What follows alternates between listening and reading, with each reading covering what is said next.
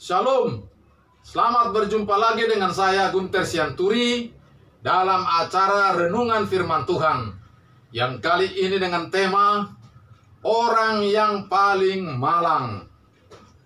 Firman Tuhan dalam 1 Korintus pasal 15 ayat 19 berkata, "Jikalau kita hanya dalam hidup ini saja menaruh pengharapan pada Kristus, maka kita adalah orang-orang yang paling malang dari semua manusia."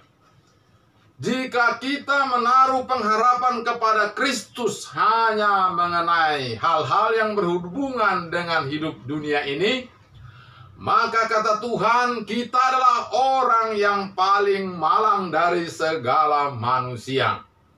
Jika kita hanya memerlukan Tuhan Yesus dalam keperluan untuk keperluan hidup di dunia ini, maka kata Tuhan, kita adalah orang yang paling malang dari semua manusia.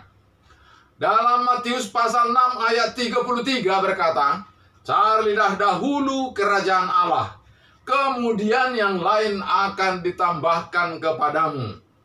Carilah dahulu kerajaan Allah. Jadi ngerti dahululah apa itu kerajaan Allah. Mengerti duluanlah bagaimana cara masuk surga. Mengerti duluanlah bagaimana tidak masuk neraka. Itulah yang dimaksud dengan cari dahulu kerajaan Allah. Apabila kita telah terlanjur, kita telah menjadi pakar dalam hal hukum misalnya, kita telah menjadi pakar dalam hal teknik, kita belum ngerti apa-apa tentang kerajaan Allah. Menyangkut misalnya bagaimana hidup benar di dalam dunia ini. Menyangkut misalnya bisa masuk surga atau tidak. Maka kita punya kesempatan untuk memanfaatkan kesempatan-kesempatan yang ada yang masih tersisa dalam hidup kita ini sebelum Tuhan panggil kita. Sehingga kita akan menjadi ngerti dalam hal-hal rohani, walaupun kita juga sudah duluan mengerti dalam hal-hal dunia. Saudara, pengertian-pengertian ini dibilang Tuhan perlu. Roma pasal 10 ayat 2 berkata, "Aku tahu tentang mereka. Mereka sungguh-sungguh giat untuk Allah, tetapi tanpa pengertian yang benar." Apa artinya? Jika kita sudah giat dalam hal-hal rohani, tetapi kita tidak punya pengertian untuk apa ini, apa gunanya, kalau saya lakukan ini, apa upahku, kita pergi gereja untuk apa. Nah, Tuhan sebenarnya melihat bahwa ada bencana yang sedang mengancam, yaitu neraka yang sedang menganga untuk menelan orang-orang. Dan setan sedang bekerja dengan sungguh-sungguh menyesatkan orang, membawa orang, membutakan matanya terhadap Tuhan, sehingga mereka masuk neraka. Dan kalau dicari bagaimana caranya untuk bisa masuk surga, untuk tidak masuk neraka, maka tidak ada orang yang tahu. Maka datanglah Tuhan Yesus. Dia menjadi rela mati di kayu salib, memberikan hidupnya untuk menebus dosa, dan menjadi juru selamat bagi kita. Itulah bencana, itulah malapetaka yang paling besar dalam hidup ini, saudaraku. Karena hidup ini sekalipun kita juga mengalami penderitaan ataupun juga sukacita, itu paling lama kalau zaman sekarang 80 tahun. 60 juga orang sudah tua, sudah mulai tidak mampu lagi untuk hidup dengan benar. Sedangkan hidup kekal itu untuk selama-lamanya. Selama-lamanya senang di sorga, dan selama-lamanya pula disiksa di dalam api neraka. Dan untuk membuat orang bisa masuk sorga alias tidak masuk neraka, tidak ada orang yang bisa. Karena apa? Karena untuk bisa masuk surga harus bisa melakukan kebenaran seluruhnya. Tetapi karena tidak bisa, maka Tuhan datang menjadi penebus dosa. Apapun pelanggaran kita, apapun kesalahan kita, kita sudah ditebus.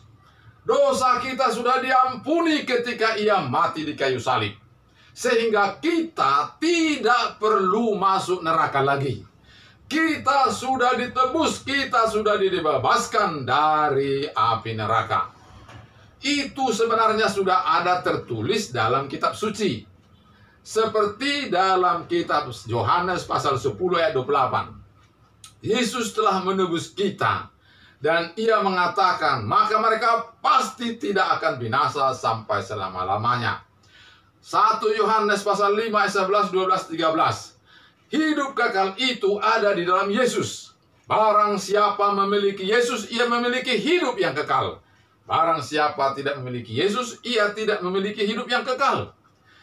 Jadi kalau kita sudah memiliki Yesus, maka kita sudah pasti masuk surga. Yohanes pasal 14 ayat 2 dan 3. Aku pergi ke surga untuk menyediakan tempat bagimu. Dan apabila tempat itu sudah siap kubikin, aku akan datang menjemputmu, supaya di tempat di mana aku berada, kamu pun berada. Dengan kata lain, kita sudah mempunyai tempat di sorga. Jadi kalau kita mati, kita sudah punya tempat di sorga. Pengertian-pengertian seperti inilah yang perlu kita gali, kita imani, kita yakini dari hari ke hari. Jadi kalau selama ini kita sudah terlalu lama banyak berkecimpung dalam hal-hal duniawi, maka mulai saat ini mari kita prioritaskan, kita utamakan kerajaan sorga ini.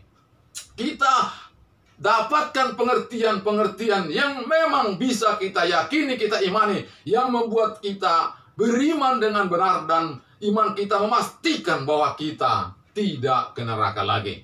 Firman Tuhan tersedia dalam kitab Bible. Firman Tuhan tersedia dalam handphone juga, atau Android. Bisa kita buka waktu juga cukup banyak.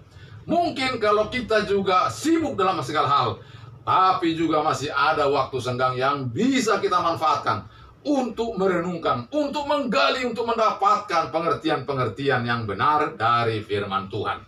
Demikian saudaraku, sehingga kalau satu saat kita mati, kita bukan orang yang paling malang, tetapi kita orang yang paling beruntung.